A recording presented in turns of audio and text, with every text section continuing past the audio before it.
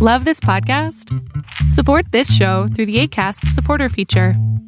It's up to you how much you give, and there's no regular commitment. Just click the link in the show description to support now. You're locked in. Look at what we have here, folks! To the only show that matters. The cream of the crop. Duke loves wrestling. And there is no one that does it better than your host. I have come here to chew bubblegum and kick ass. The Duke. And I'm all out of bubblegum.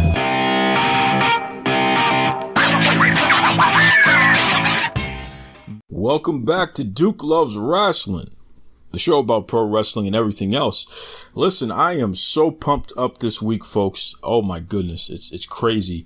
The WWE have finally released their Q2, their quarter two, their financial reports here. So I'm going to really dig all the way into that. In fact, I got a special guest that's going to help us do that. So it should be some fun there. Before I even jump into that, though, let me go over a couple of top stories because it's been very busy all over the wrestling landscape. And there are some important things that you really need to know. Starting with, the NWA has ended their relationship with Ring of Honor Wrestling. So the two promotions were working together, swapping talent, putting on shows where, joint promotional shows, which is a common thing. I mean, Ring of Honor does the same thing with New Japan Pro Wrestling. The WWE, they have Evolve, which I guess that's kind of not the same thing because they're an investor involved. Nonetheless, Ring of Honor and NWA, they decided that at this time, the relationship, the talent swap, what have you, just wasn't worth it. So, maybe they'll go back to it at a later date, but it's ended for now. I'm not sure how that's going to affect the NWA directly, because certainly having Ring of Honor talent on their cards, that doesn't hurt, considering Ring of Honor is broadcasted throughout the majority of the United States and beyond.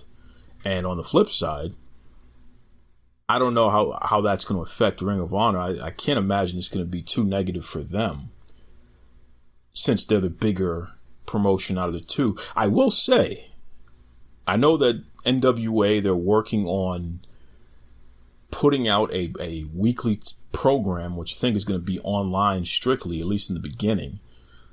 But I think they're gearing up to launch that before the year is over. So this may have something to do with that. They really want to focus on developing their own stars and focusing on their own stars.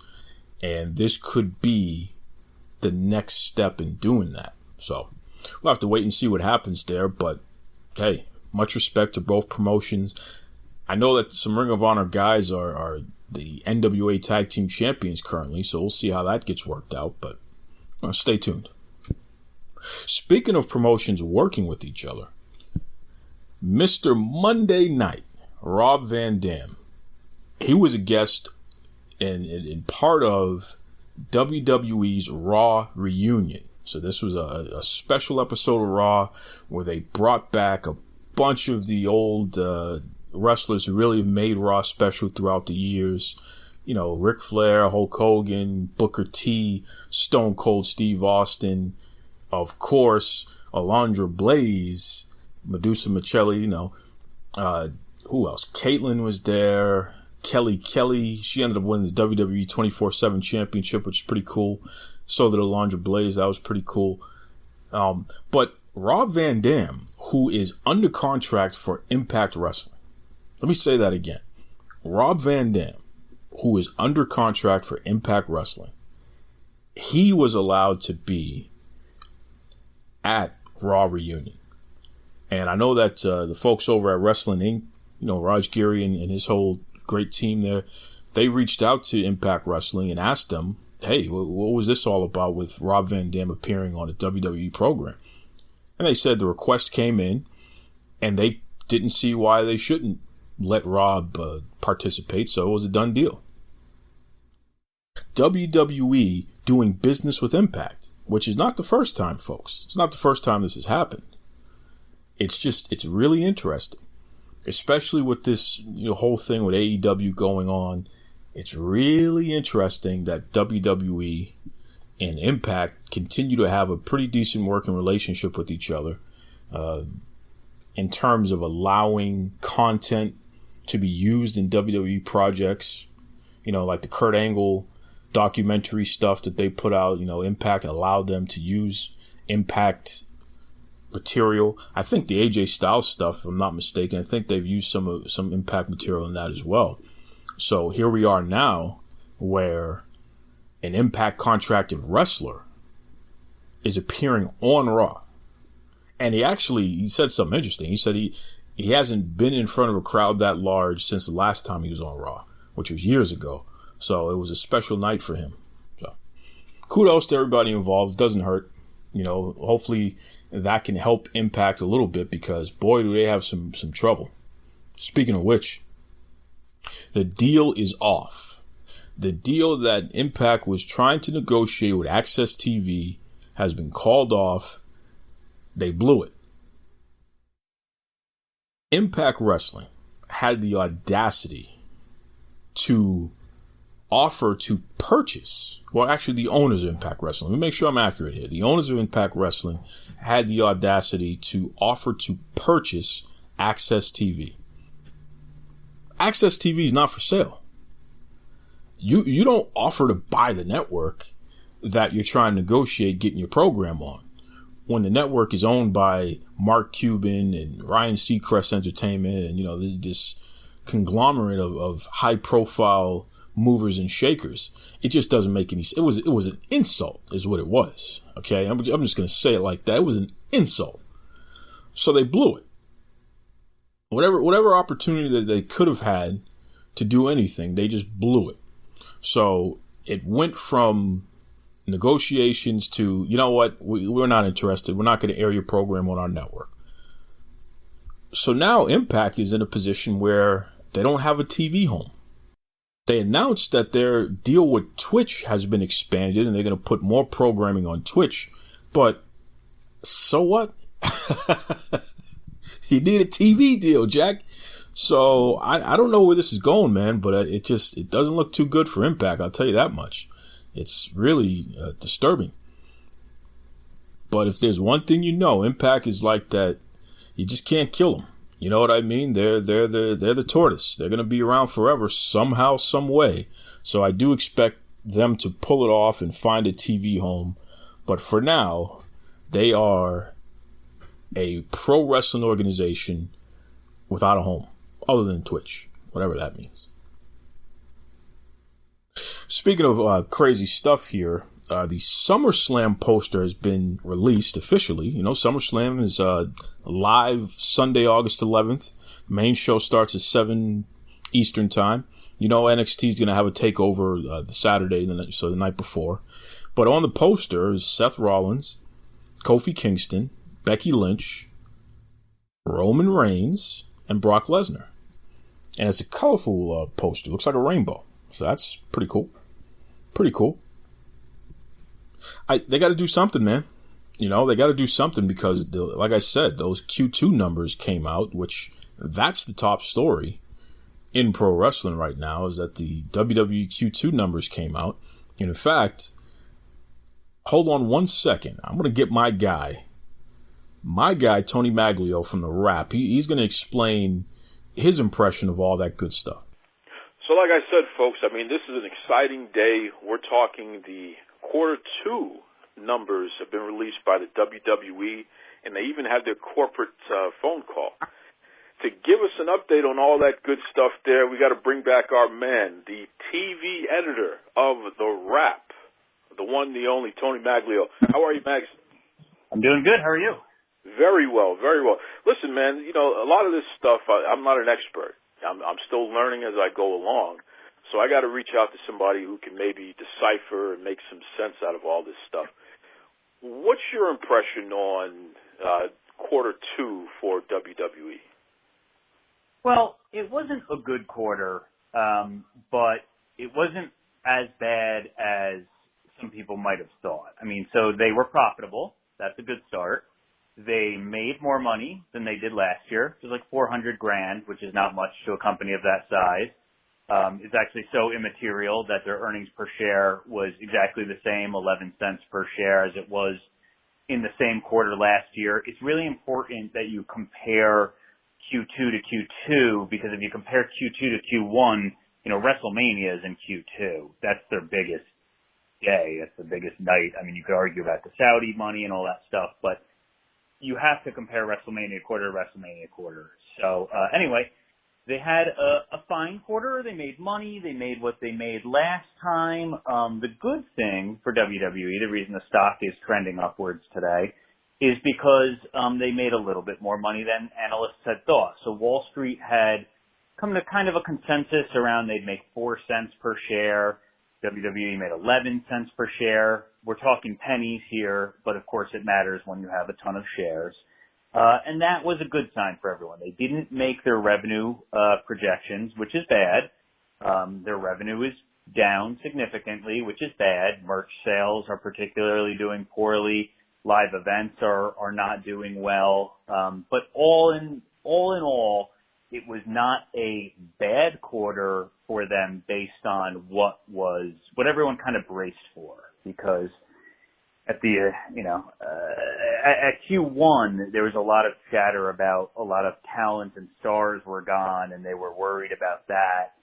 And they kind of got some key people back from injury, from break, from filming, whatever the case might be. So they're optimistic. It's their job to be optimistic, but I would say could have been a lot worse. And I think that's something for those in Stamford to hang their hats on. One thing that we've all been talking about, anyone who's been paying attention, is the fact that the new deal with Fox and the updated deal with USA Network, those are going to hit Q4, which, it's speculated and intelligent speculation that those two deals combined in the end is going to drive WWE to have another record profit year. Have they suffered significantly enough with the Q2 numbers for that to not be as much of a sure bet as we initially thought? I don't pay that close attention that I would be crunching my own numbers. And the reason why I say that is because they did not, when they were given an opportunity to provide updated estimates and forecasts, they didn't go into that. They declined to talk about Q4 specifically a few times, surely for the reason that you mentioned there. Also, the weird thing is the way that they have worded the Saudi Arabia, Middle Eastern stuff is very careful. They word it in a way that suggests that it could still not happen. Now, they're optimistic that it will. They think it will. But I guess kind of, to dumb it down a little bit, until that check clears, I don't know that they want to get too much into big forecast. Now the Fox thing should be no problem. That's domestic. That's already gone through. There's a lot of promotion happening already on both sides. But in terms of the Saudi money, which is big, significant money, they're hedging whether it's for public relations reasons or because there actually is a chance that 2 events become 1 event or no events, or maybe there's just so much unrest in that region and the optics can be so bad that there's a chance that deal gets, dramatically changed. So to kind of answer your question, I'll be honest and say that I don't know. I don't know that they know. I don't know that people who spend a lot more time on this than I do know what Q4 will look like and if Q1 and Q2 have killed the possibility for a record year. I would guess no, because there's such big bucks coming. But I don't want to pretend that I have an Excel spreadsheet here with flawless predictions either, because a lot of it hinges on what happens with live events, with merch sales, and in Saudi Arabia. Speaking of which, one trend that I've noticed is, especially during Raw, WWE has massive sales during Raw, and anyone who gets the emails from WWEshop.com or what have you, they'll notice that. Buy one, get one free, buy one, get a second one for $1, what have you. Their merchandise sales are definitely down in Q2. what do you attribute to that? Do you think, is it the discounts that they're offering, or legitimately you think people just aren't satisfied with the merchandise that's being offered currently? I think it's the latter. I tweeted out a line item. Well, it wasn't a line item technically. I did the math. I believe their merch sales were down 18.5% on WWE Shop, which is a lot in Q2, and it's not good. And I got so many responses. I didn't realize this was such a hot topic among fans about the quality of the T-shirts and the quality of the design. I would say more fans that got back to me have said it's a design issue more so than even a quality. Now, I own a few T-shirts. I wouldn't buy one that I don't like the design of, so I can't really speak to the design too much. I will say the quality on certain shirts is a little bit of a thick material. It doesn't wash well. It doesn't wear well. So I'm not personally in love with the WWE merch. But I would say that it's a combination based on the feedback I've received of the design, of the quality, and then truth be told, they don't have Stone Cold, and Roman is their top guy, and maybe he's gotten a little bit more popular. He doesn't really appeal to adults so much. The Becky Lynch stuff is great. I'm sure there's a section of men who don't want to wear women's, not women's apparel, of course, but the merch of female wrestlers. And then there's, obviously a ton of men we all see on TV that do, because it says the man and it's really cool and it's 2019. So I would say a combination of all of those things. I don't think the designs are up to snuff. I think that's why you're seeing these big sales. When you see a big sale in $1 T-shirts or $5 T-shirts, you're not making much of a profit or any profit on those. They need to get their design issue fixed. I'm sure a lot of, wrestling fans who have $30, $40 to spend on a T-shirt have bought AEW tees lately. There's a lot of third-party places that offer more sophisticated designs and maybe more comfortable clothing. I think it's a problem they need to address. I also think, when live attendance is down, that impacts everything. I think they know that impacts everything, including online sales, so that you could buy your favorite T-shirt not jacked up at the rate of a stadium or an arena and wear it to the show. So that's a very long way of saying I think they have numerous merch problems, and just introducing new belts is not the way out. Sure. Well said. And I'll take it a step further. As somebody who has worked in the retail world previously in retail management, I can tell you that the worst thing you can have is a warehouse full of stuff that you can't move. Right. So even if you have to discount the hell out of it just to get it out of the way, you're at the very least freeing up warehouse space to do something else with it. Mm-hmm. So I think the strategy of the deep discounts, it may hurt, in the short term, but in the long term, it's probably going to save you something, because again, you could close warehouses and consolidate, or you can put more of what is actually selling in the space of the stuff that wasn't. So right. I'm sure somebody has at least considered that, and that's why that's good stuff there. Now, you were on the call. You were on the corporate call, and you heard from the co-president of WWE, and you heard from Vince McMahon, what have you. What are some key points that stuck out to you during that call? Well, I love listening to Vince talk because it's so different. I'm used to, this morning I did a Comcast Q2 call, and those guys, Brian Roberts, the CEO of Comcast, they talk much differently than Vince. Vince is a little less filtered, a little less prepared. I love hearing Vince speak. Look, first they do all of their we're optimistic, things are great, which every company does. That's not a WWE spin. That's being a publicly traded company. That's what you have to do when you have shareholders, whether it's true or not true. But Vince was very happy to take shots at AEW on the call. He did not name All Elite Wrestling by name, but he referred to them a few times, their blood and guts, and he doesn't think TNT is going to put up with that, and gross, bloody stuff. He was clearly, trying to put them down, trying to say that he has a superior product. He used the word more sophisticated, or the phrase, I should say, more sophisticated. So even though I know Vince kind of goes by the beat of his own drum, I was surprised that he though not by name, acknowledge them as much as he did. But I guess we'll be hearing more and more about that because they're no dummies. They know it's upcoming. They know WWE just had a big day at what we call the TCAs yesterday, where the critics go in LA, where I'll be flying to later this afternoon. And so he's taking an offensive approach. He doesn't want to just sit on the defense, just like the hiring of Heyman and Bischoff were going on the offense. So anyway, they're optimistic. They're pleased with where they're at. They think they've stopped a lot of the bleeding. I believe the phrase "turned a corner," "turned a page" came up a bunch of times in terms of creative. And they have some ratings momentum a little bit to show for it, and so that stuff came up.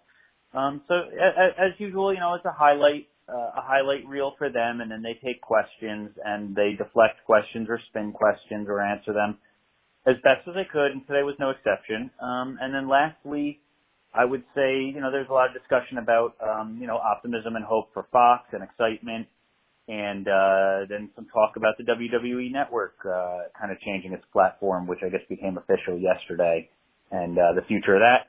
Some Saudi talk. I know I'm kind of talking in a stream of consciousness way here as I recap it in my brain. There's some Saudi Arabia talk, and then we wrapped it up. What did you think of Vince announcing that WWE is not going to be going back to the Attitude Era style anytime soon? They're going to maintain their PG content, still focus a little bit more on deeper storylines and things of that nature, but they're certainly not going to be going back to the blood and guts, so to speak. What's your impression of that? You think that's a good move to announce, whether they actually do that or not, or you think that was a smart thing to do? I don't know that it was a good move to announce. It was definitely a strategic move to announce. He's positioning himself as he's positioning WWE as a superior, more sophisticated, broader brand than AEW is. And now AEW said yesterday at TCA that they will not be, Cody said specifically, they won't be doing blood. You won't see blood weekly on their TNT program. It's more of a pay-per-view thing, and a streaming platform thing, which we all understand. And the thing is, people love the Attitude Era. So for Vince to specifically introduce those words himself and say that they won't be going to that may not be wise, but as the people who loved the Attitude Era grow up, I'm 38 now, and I have a 2.5-year-old daughter. You don't really appreciate the Attitude Era for the masses. We loved the Austin stuff. We loved when, there's just face mask of blood, that sort of thing. I don't want my kid watching that. I want my kid watching Bailey. So, it may not be to many fans as good of wrestling or as cool or as dangerous or whatever people might like, but the truth is he wants all 4 people in the household to watch. He doesn't just want the dad to watch or the teenage son to watch. So it's probably smart in practice to not go back to the Attitude Era, especially now that AEW is kind of sort of planting its flag in a direction that might resemble the Attitude Era more than what WWE is doing. I don't think I would have announced it. I don't think I would have said it. I just think I would have done it. And when I say it, I mean staying PG and maybe pushing PG-13 at most. Sure. And, we understand what he's doing. I mean, it's a lot easier to gain top-level advertisers if you have a product that is less gory, less edgy, a little more friendly to kids. So, he's protecting his investors, like USA and Fox and some of these other organizations that are airing the WWE product. So absolutely. And just to chime in, because that's a really good point. I didn't specifically say advertisers, but yes, of course. And the move to Fox only reinforces the fact that now he has to deal with the FCC. On cable, there are more lenient, on basic cable, there are more lenient restrictions. Of course, it still kind of depends on what, the advertisers can still pick and choose what they want to advertise on. But once you're talking about Fox, once you're talking about free over-the-air broadcast, you have to adhere to pretty strict guidelines. So, who knows? I'm sure we'll see pay-per-views on the WWE network with blood. I'm sure we will. But there's no way. I mean, look, accidents will happen. They happen in football on Fox too. But there's no way people, I assume, are going to be blading themselves on Fox TV at 8 o'clock at night. It just doesn't stand for reason. So again, I don't think any of us are surprised that we're not going back to the Attitude Era. It's just maybe something that would have been better left unsaid because fans love that era so much. Sure. Well said. Listen, if fans want to get in touch with you, if they want to read what you have going on over with your company there, give us the info. How can folks reach out? Yeah, sure. So as you mentioned at the beginning, I'm the TV editor at The Wrap, so it's thewrap.com, TheWRAP Wrap.com. For me personally, I'm just at Tony Maglio on Twitter, TonyMaglio. That's probably all I have to plug. The Wrap is on all the social channels, and I get to write as much about wrestling as I can now that I'm in charge of the TV team. So you'll see plenty of content there. You won't be disappointed. Well, I've definitely noticed an increase in the wrestling content. And what I've also noticed is an increase in people going out of their way to show respect to what you're doing. Because, again, I mean, what you're doing with The Wrap, Tony, is you're a TV guy. You're a TV industry guy who's taking that sensibility and discussing wrestling with the broader knowledge of the TV industry behind you. And that's what's been missing in the conversation.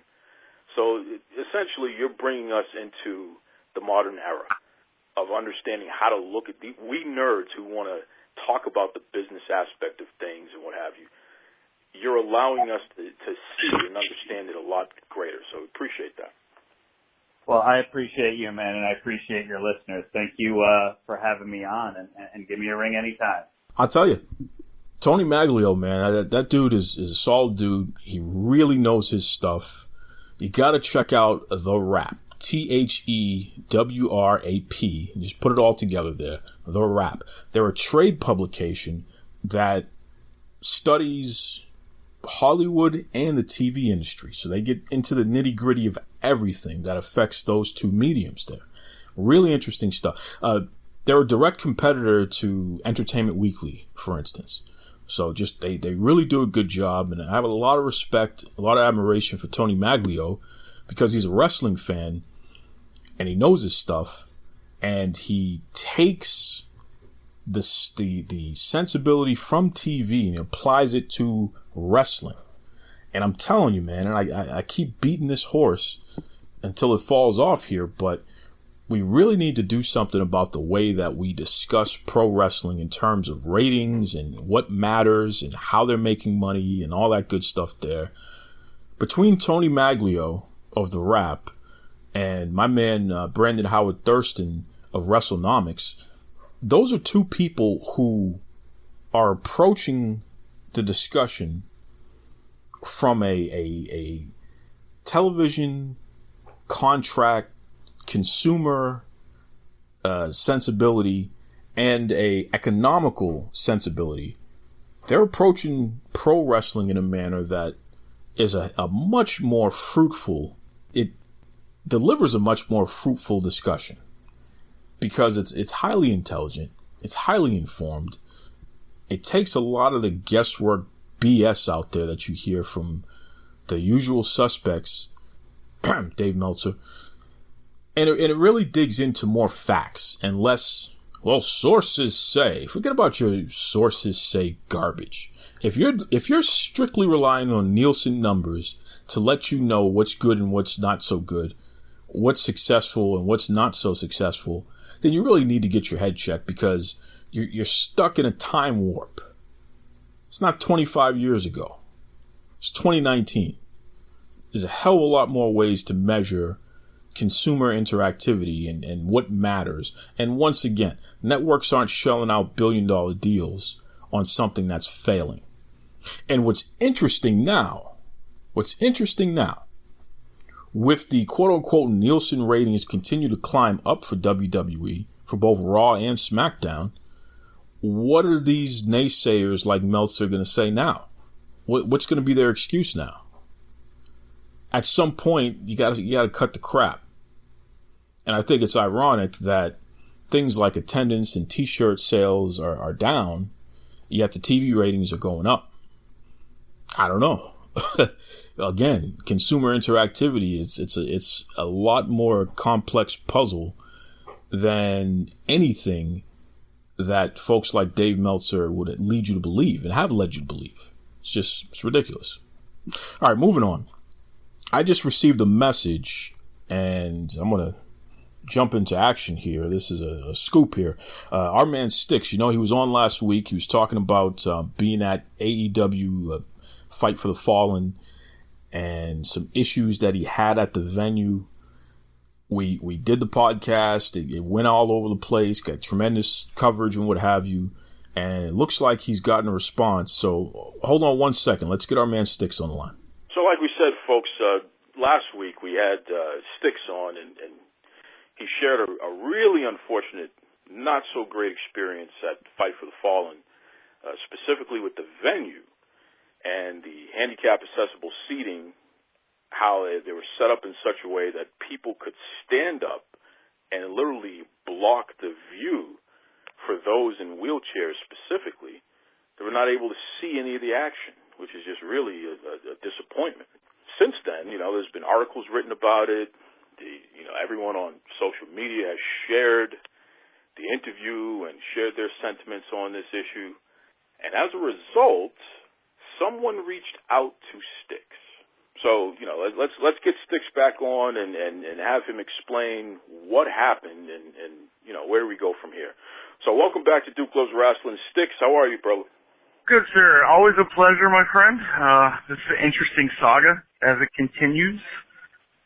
I got a call a couple days ago from someone in guest services, and essentially they apologized profusely, asked me what my experience is like. I explained everything that I explained in our interview last week, and they apologized some more, and I was basically told they would pass it along to the higher-ups, and that was the extent of our conversation.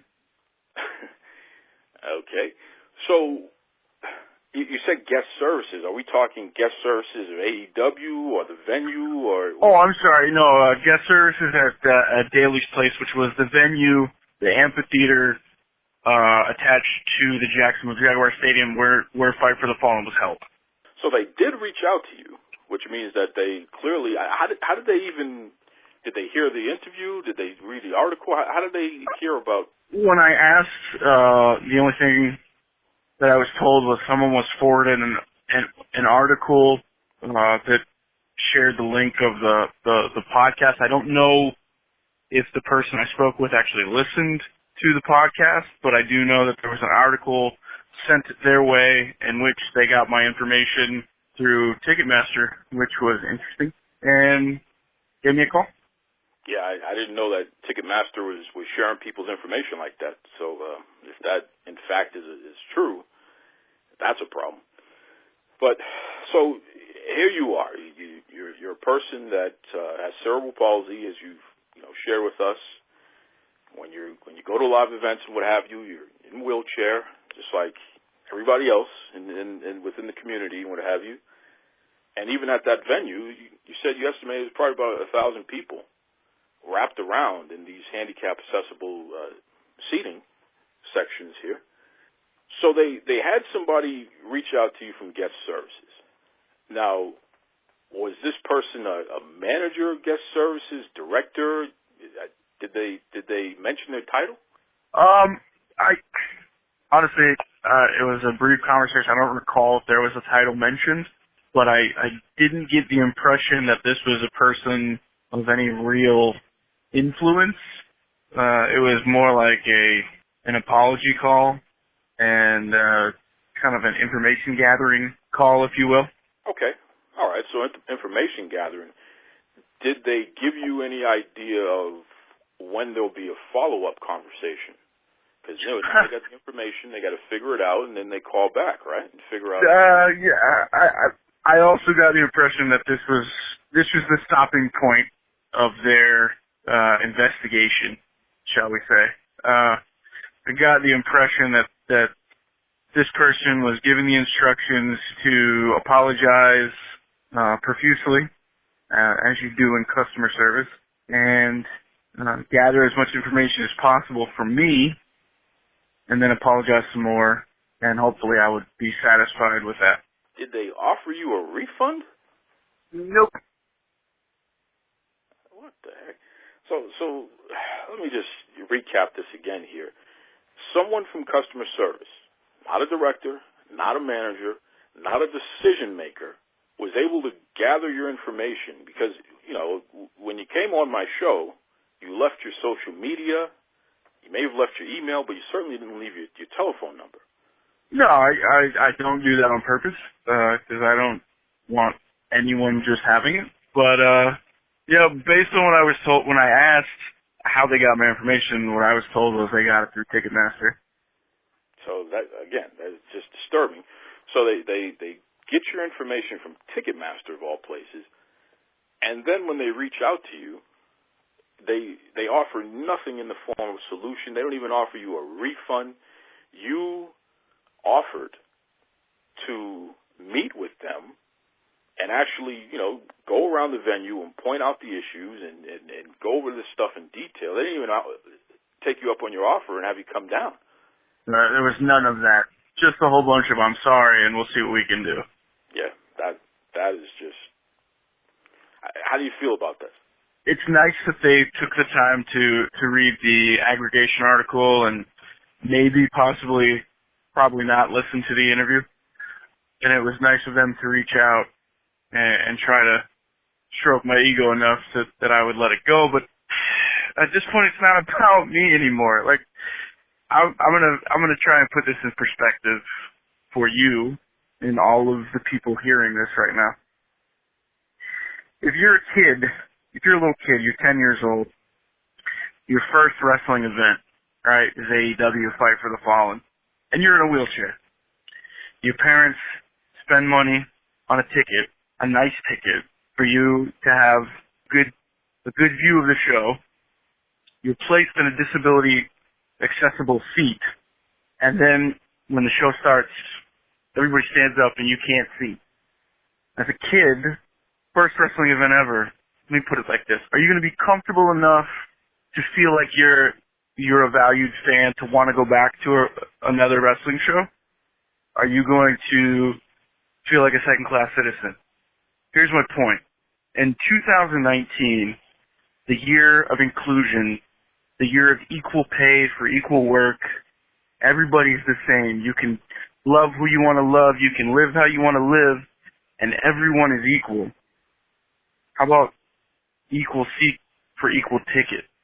Well, that was definitely some powerful stuff there by Styx, and I appreciate him for circling back and giving us the update. Clearly, this is only the beginning. But I'll tell you this much. If this is the way that the ownership and, you know, their venue and the people that they have in place to take care of customer concerns, and at this point, this is a big concern.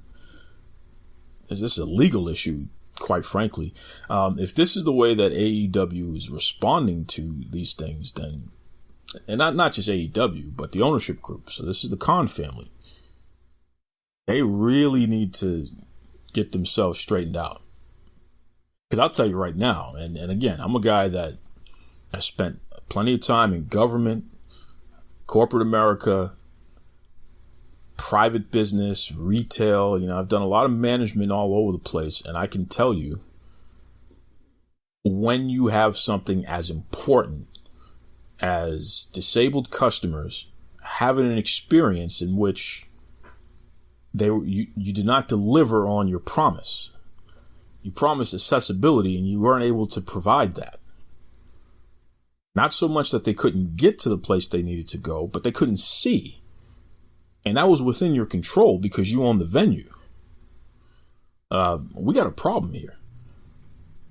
And the response thus far, you have just a guest services person call You don't have a manager call.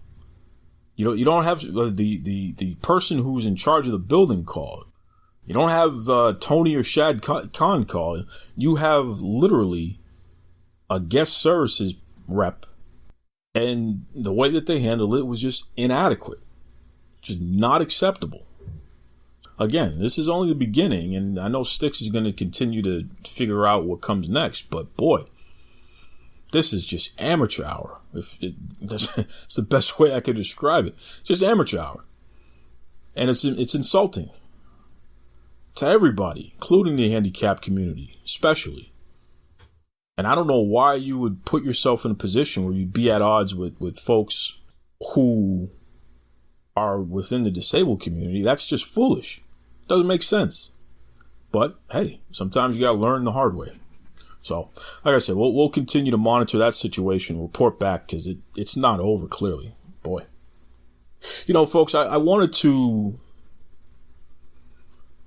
end tonight's episode just covering something that has so many layers to it. It just really, boy, you know, it's a lot. It's a lot to take in. One of the Usos had been arrested early Thursday morning, and we're talking, 2, 3 a.m., what have you. It was Jimmy Uso. He was arrested for DUI in Florida. Again, by the way. He was arrested earlier this year for, challenging a police officer to a fight or something foolish like that. His brother was arrested for DUI earlier this year as well.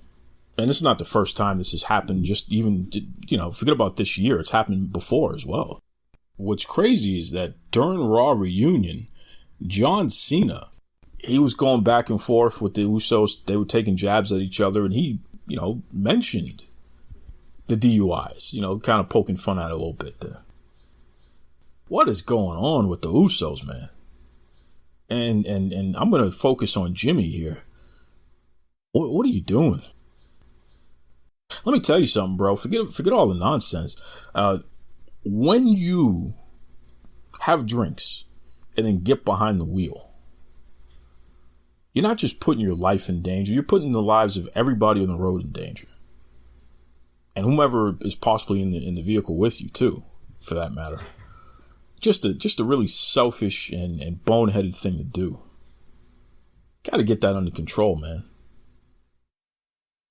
And it's crazy because when we think about a couple weeks ago, Bayley was interviewed on a FS1 program in which the interviewer was surprised to learn that WWE doesn't provide transportation to their superstars. Superstars got to find their own way.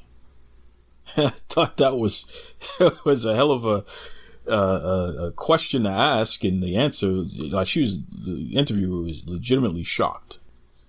And when these DUIs come up, it's like, damn, imagine if this person had a driver. It's highly unlikely they would have gotten arrested at all, right? Because somebody else is driving. You want to go out and have drinks and do what you got to do. That's fine, man. It's not always healthy if you're abusing it, but you're an adult. You got to make some decisions. As long as you're not hurting anybody else, I guess. But at least be responsible enough to have a designated driver. I think WWE really needs to take a look at this stuff. And here's why. And again, Jimmy Uso, you got to take responsibility because you did it. But let me table Jimmy for a second and let me look at you, WWE. These folks are putting their bodies on the line. They're getting bounced around. They're constantly in pain. They are constantly in pain. Of course they're doing something to take the edge off. Of course they're taking pain medication. Of course they're drinking. Of course they're doing these things. And in Jimmy's case, it was alcohol. No one said anything about any other types of drugs in his system or anything like that. It was alcohol. And alcohol is a drug, even though it's legal. They got to do something in order to cope with the physical toll and really the emotional toll that's put on them. Part of being in this industry, which is a very physical industry. And this whole DUI thing is nothing new, man. Jim Ross got his license suspended for a period of time, and he had to have Tony Schiavone drive him around back in the old NWA/WCW days. Ric Flair's gotten his license suspended before. We know what kind of drinking he does.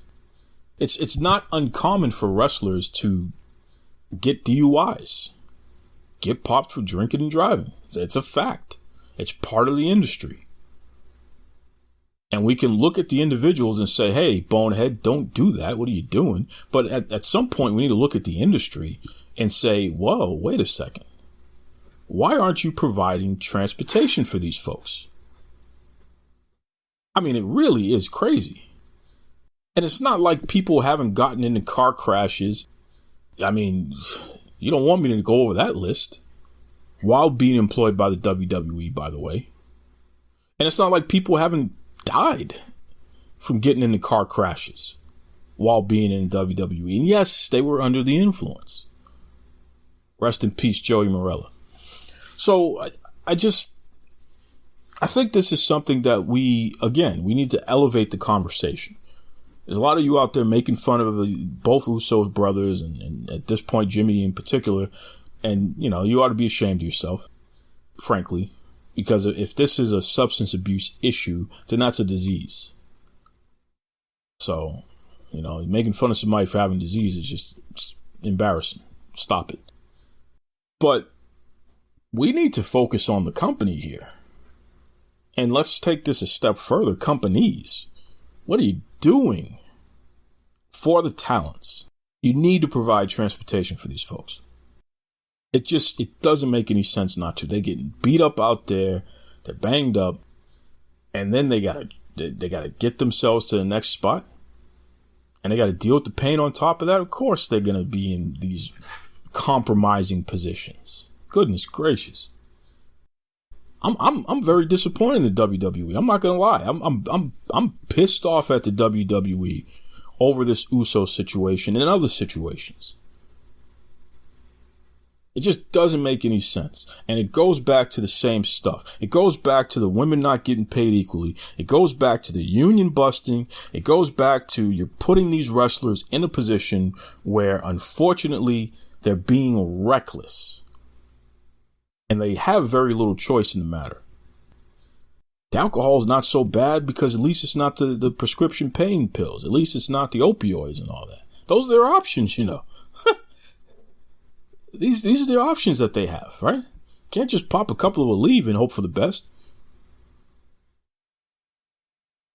It's time that somebody really says enough is enough and put some pressure on these companies, starting with the WWE. You got to do better by your talent because you're nothing without your talent. Let me say that again. You are nothing without your talent. If the Uso brothers get into a bad car wreck because they're all drunk, because they've been beating the hell out of their bodies for how long now? Now what? It's not worth it, man. Take care of their transportation, WWE. Cut the crap. It's as simple as that. It's as simple as that. And don't tell me you can't afford it. You're about to post, despite the fact that you got the first 2 quarters in 2019 where you're down, right? You made less money in 2019 thus far than you did same time last year in 2018. You're down for 2 quarters straight. Despite that fact, you're going to post a record profit in 2019 that's going to be the highest record profit you ever posted. It's going to be higher than the records that you've been posting for the past 3 previous years because your Fox and your USA deal is going to hit. You got the money. You mean to tell me you can't find a way to provide transportation to your talent? How?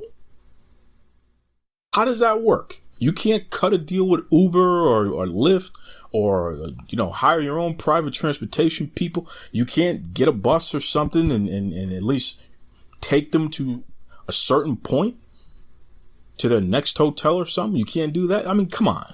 This is embarrassing. And it's unacceptable.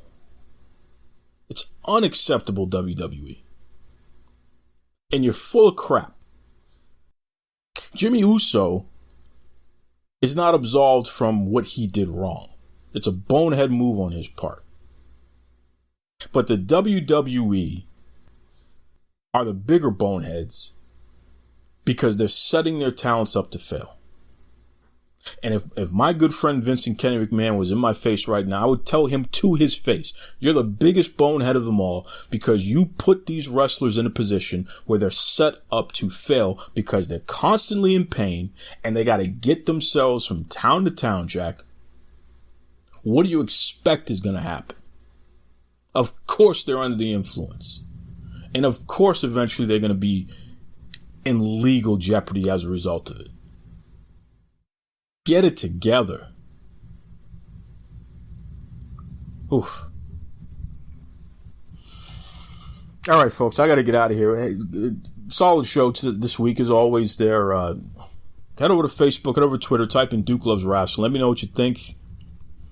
DukeLovesWrestling@gmail.com. You can send in your comments. You know, I like the audio comments. You can shoot me a little voice message. Keep it under 2 minutes if you can. I know some of you like to be a little long-winded. All right. Join us next week, folks. Well, you know, we'll have more solid guests, more solid content. I still want to dig into this Q2 financial stuff. I'm really into this business aspect of things here. Especially because when we talk to these so-called wrestling experts who have these websites and what have you, and they lead you to believe one thing, and it's just not true. They don't want to take the time to dig into the facts. They don't want to talk to TV execs. They don't want to talk to TV reporters and editors.